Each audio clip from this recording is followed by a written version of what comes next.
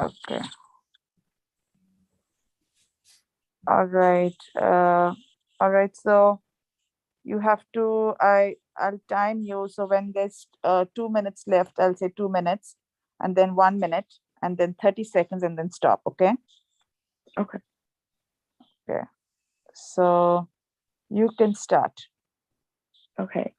One So second. my Have you, just give me a second here. Have you joined, Brianna? Yeah, I can hear you. I can see everyone. Okay. All right. Can you see So, me? yeah, I can. All right. So good. Okay. So, Zainab, yeah, you can. Exactly. Go now. okay. So my speech is about the ban of hijab. Um, and in the religion of Islam, a woman can wear a scarf to cover their hair, and it's called a hijab, and it covers their hair and their neck. This is shown as a symbol of faith and religion, and it's completely optional for Muslim women. It's not mandatory at all. And this is because this is a symbol of faith, it should not be taken away. And in recent years, there have been several controversies on whether hijab should be permitted or not. And most notably, the most recent instance is the one in India, in the Indian state of Karnataka. Um, they are banning hijabs at schools, and there's just a lot of protests going on over there. And as I was doing research, I've also noticed that there are other countries that have also done this ruling, like such as France, Switzerland, Austria, Chad, etc. And borderline, this is completely unethical, and it completely violates the basic human right of religion and expression. So a little bit about the India case. In January, a school run by the government in Karnataka banned students from entering the classroom if they were wearing a hijab. And this was met with several protests from the Muslim community who stated that they were having their fundamental right taken away. And as a counter protest, Hindu students wore saffron shawls, which is a color very much regarded by Hindu nationalists. And this was seen as an attempt to mock or downplay the struggles that Muslim people are going through right now. And if some background knowledge on that, India has had a high tension between its Hindu and Muslim population in most recent years. And this was just adding fuel to the fire. In France, France was the first country to start banning wearing the burqa, which is like, it's a hijab and then it's a long gown. So they were the first to ban in all of Europe. And in 2004, they put a ban on students wearing religious attire in government-led institutions, which is a pretty big thing since majority of buildings over there are government-funded or government-led. And in April of 2011, they made full face veils, which are like niqabs, the ones where you can only see the eyes. They made that completely illegal to be wearing in public. And if you violate that, there is like consequences. So women will have to pay up to 150 euros, and they'll have their citizenship reviewed, or like they'll have specific instructions.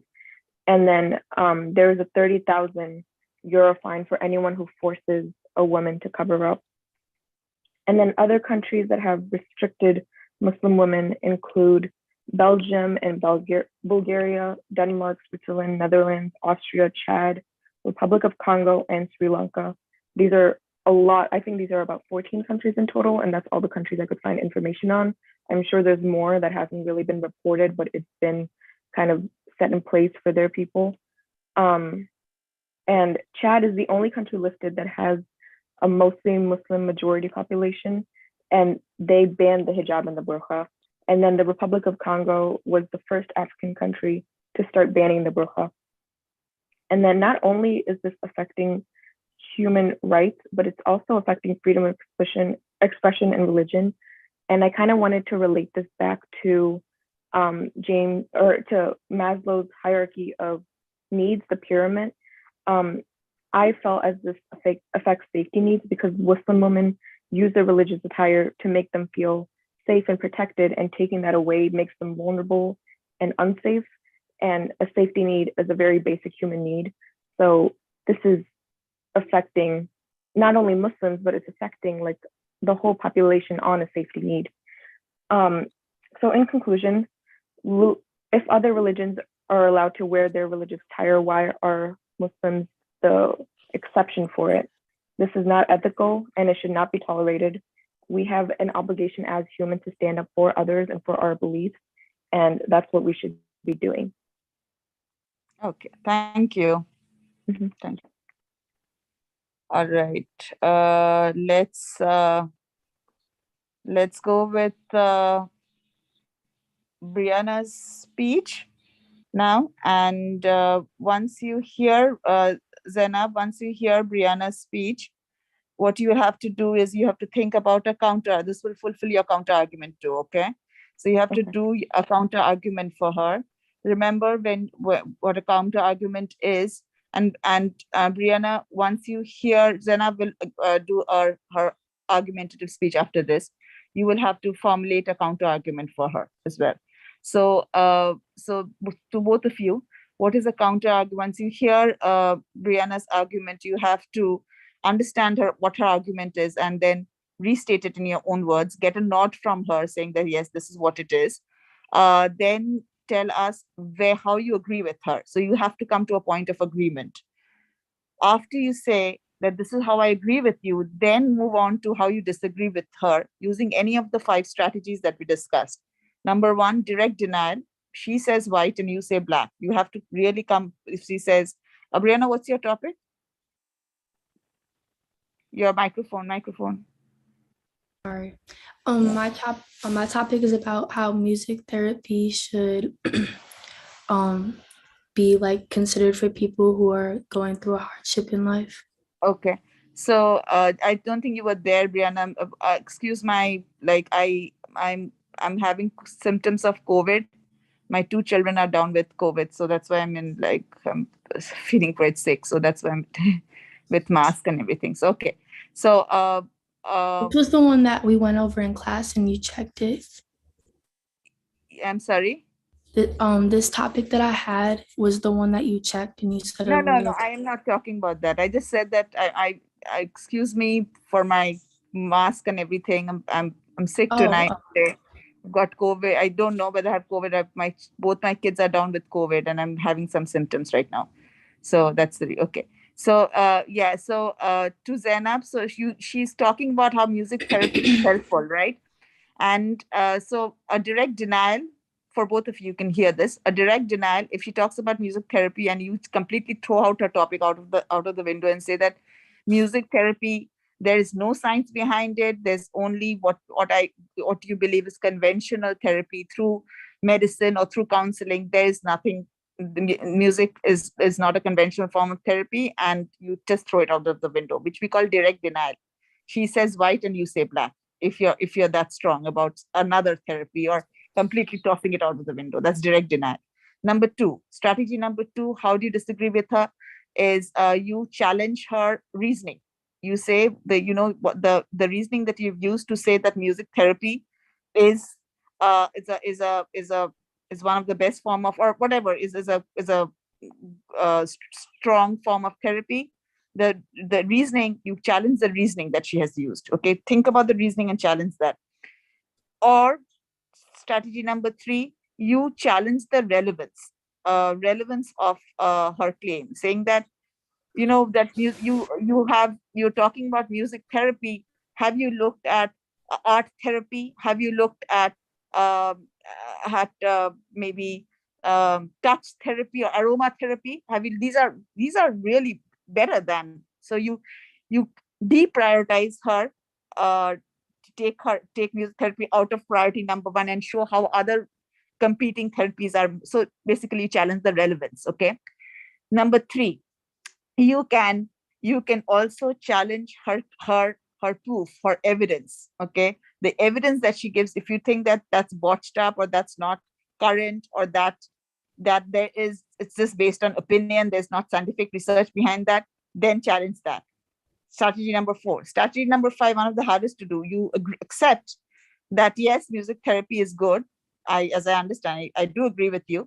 However, have you have you let's say thought about have you thought about that some of these problems that can be resolved by music therapy can be better resolved by conventional therapy?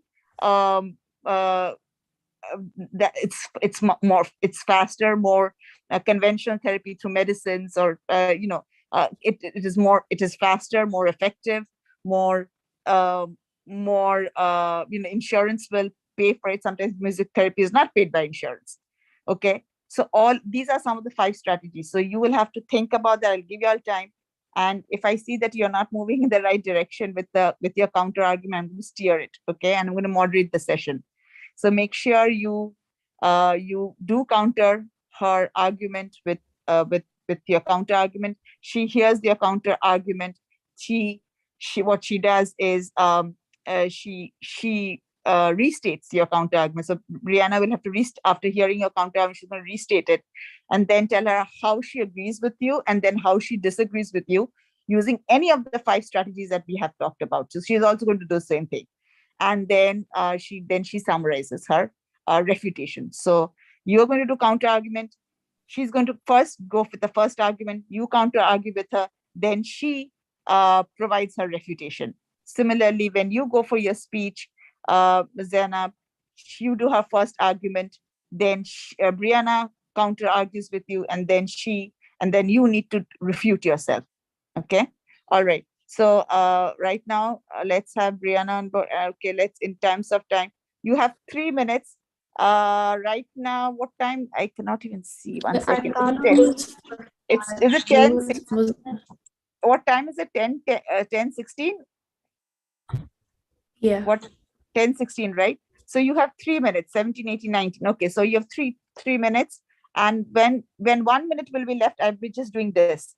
And then 30 seconds, which means this, like a C, that means you have to start concluding. And then 3 It's minutes, you're not done. for 5 minutes.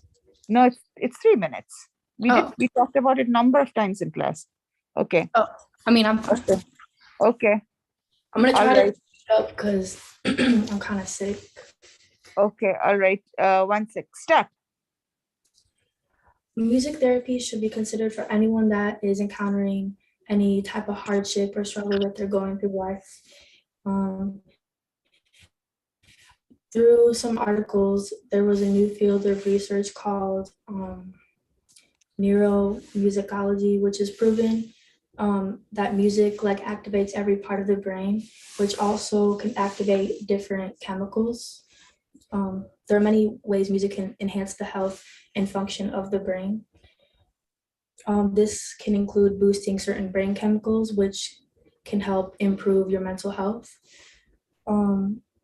I would say improving your mental health is very important when you are trying to be better for yourself, and for people who are struggling through adversity. So just by listening to music, it can make you have a lot of emotions. You can feel happy, sad.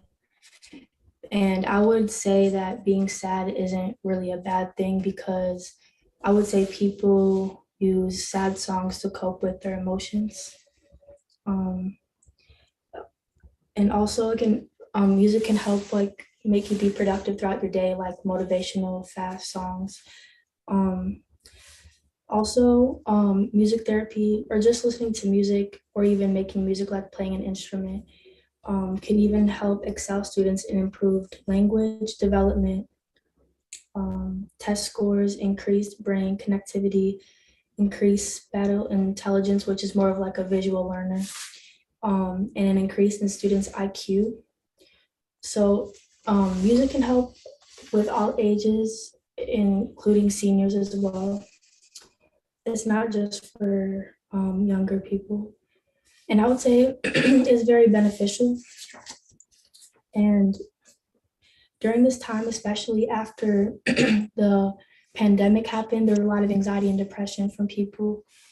And I feel like it massively increased when that happened. And so there was a lot of physical benefits of music therapy, including reduce heart rate, relax muscles, improve respiration. So that can really help with your anxiety. And this is really good for your mental and physical well-being. You can say that a majority of people in the world like listening to music or even playing an instrument. Um, so, and I feel like music has a very important part of every human culture. So depending on the type of music you listen to, especially all the emotions I said of how it can make you feel happy and motivated, sad, um, like getting in touch with your emotions can really help you heal. Can I finish my last? Okay. But I can finish it. Yes, just 5 or 10 seconds more. Okay. Okay. Um, all of these examples can prove how music therapy is such an amazing way to help people. According to many articles that were stated before, there were many examples of how positive effects can happen on the human brain. And in my opinion, music therapy would be very beneficial for anyone encountering any type of hardship in life. And given all the evidence of musical therapy, of what it does to your well-being, both mentally and physically, you can say that is a very good option to better you as a person. If we start to use music therapy, I believe everyone can see the improvements on mental health with many people who struggle on a That's daily. it. That's okay. Okay, sorry. Okay. All right. You get some time, Zainab, to formulate your counter argument. When you're ready, let us know. Unless you're ready now. I'm ready. Oh, okay. All right. Go ahead.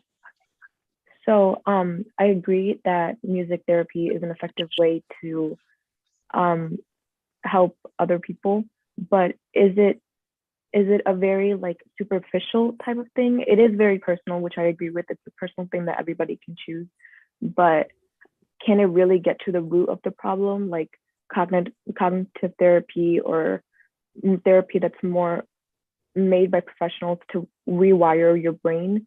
Is it similar to that? Because those have higher success rates than music therapy does. Are you saying more of like the physical well-being? Physical well-being, and also like is music therapy kind of short term? Like, is it um only helpful for that specific amount of time you're doing that therapy, and it's not really great for the long run? Okay, I so feel like it can. if I can interject here, Brianna, what she is doing in thinking about the strategies, she's actually asking about the long. Is this just superficial? Initially she said superficial, and then she's asking whether it's a long-term one or not. It seems to be for her. It seems to be something that she's not completely rejecting it. So it's not strategy number. It's not a direct denial, but she is what she's doing is I think she is using. She's actually.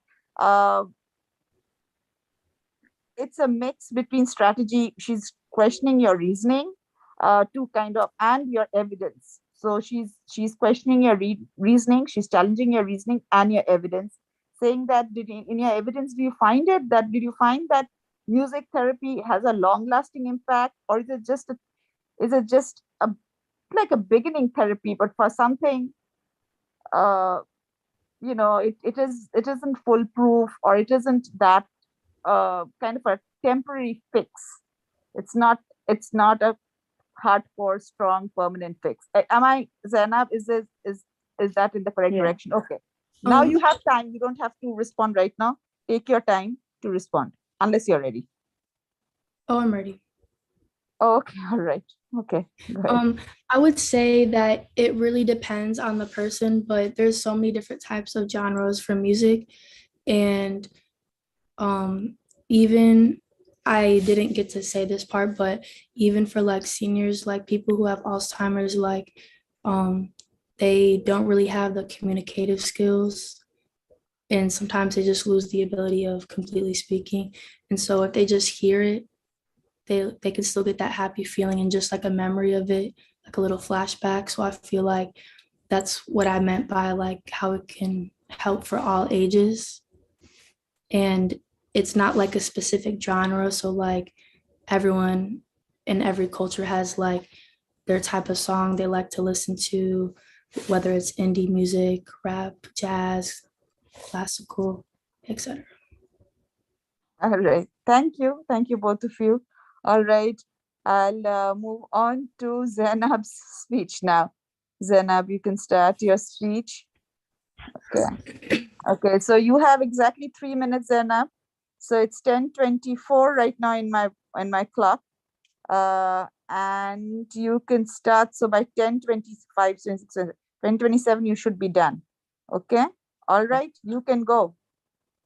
Okay, so my speech is on why abortion should be allowed.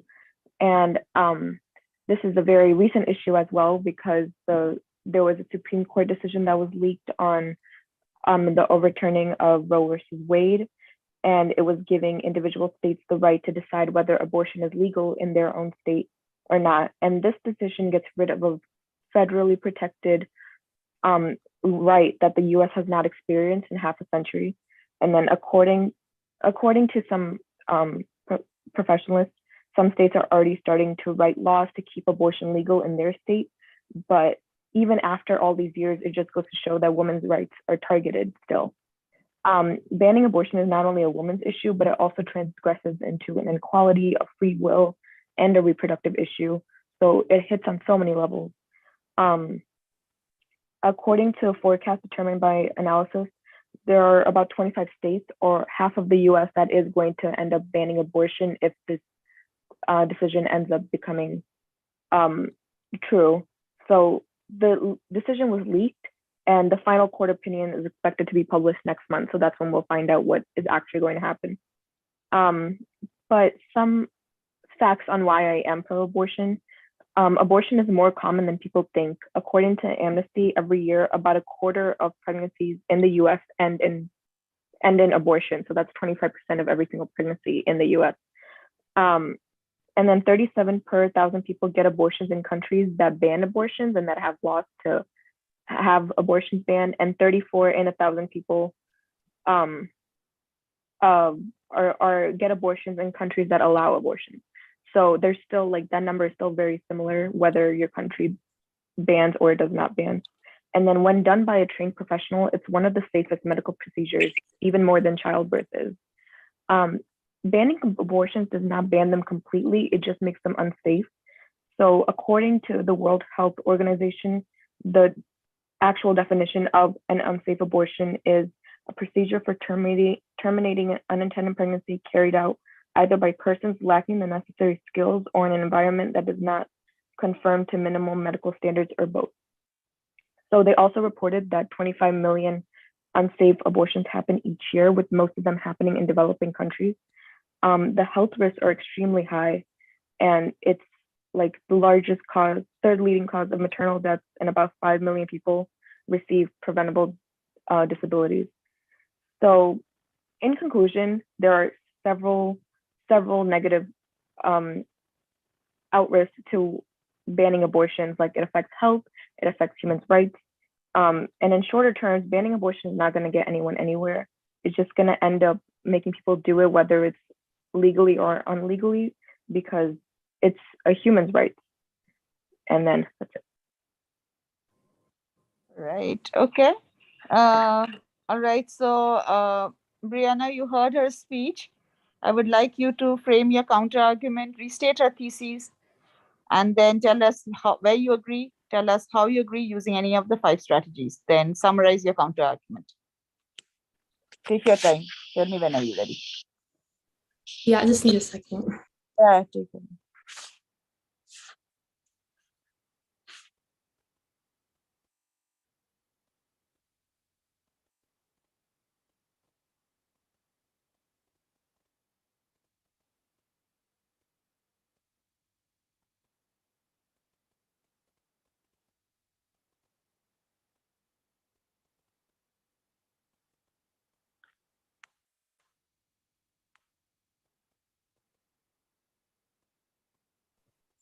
Okay.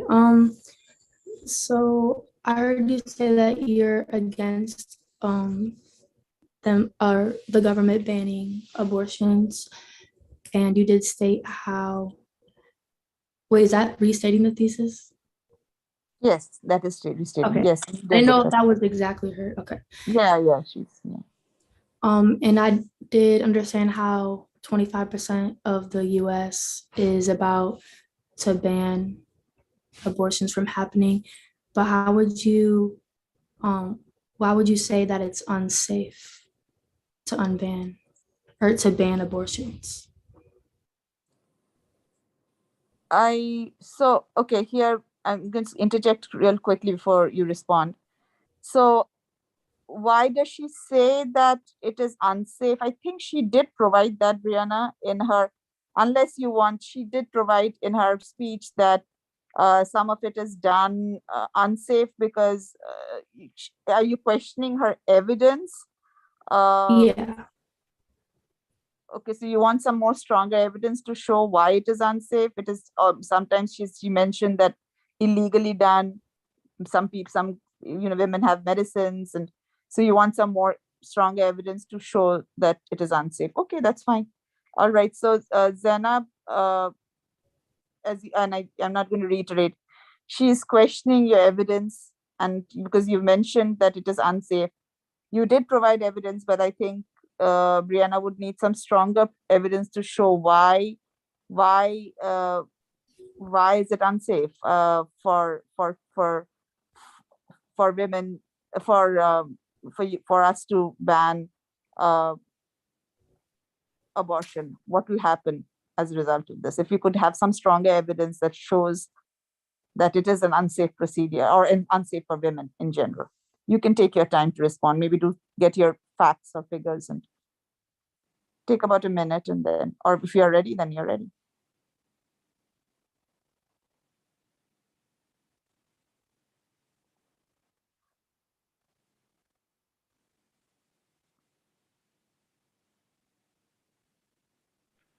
Okay, I'm ready.